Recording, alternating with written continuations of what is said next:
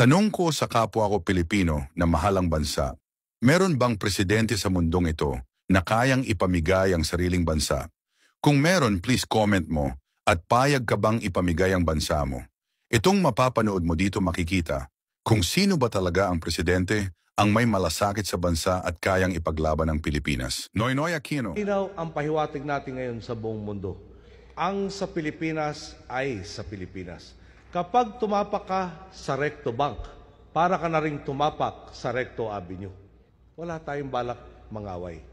Pero kailangan ding mabatid ng mundo na handa tayong ipagtanggol ang atin. Rodrigo Roa Duterte. Kayong mga Pilipino nakikinig ngayon, boundary lang, tubig lang naman, hayaan mo yan. Insist on Philippines, Philippines Sea. Karami ng dagat natin, di ibigay na lang. Oh, sige, iyon na yan. Gusto ninyo, gawain na lang ninyo kaming province, Fujian, pati Philippine province of China.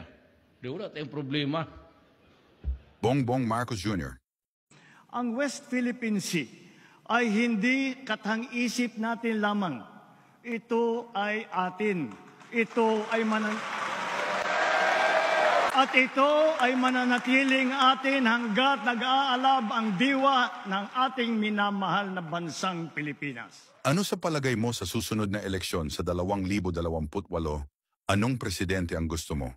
Yung naninindigan sa Pilipinas o yung presidente na gagawin tayong province of China? Nasasayo ang desisyon, hindi kita pinipilit pero kailangan mong isipin ng tama.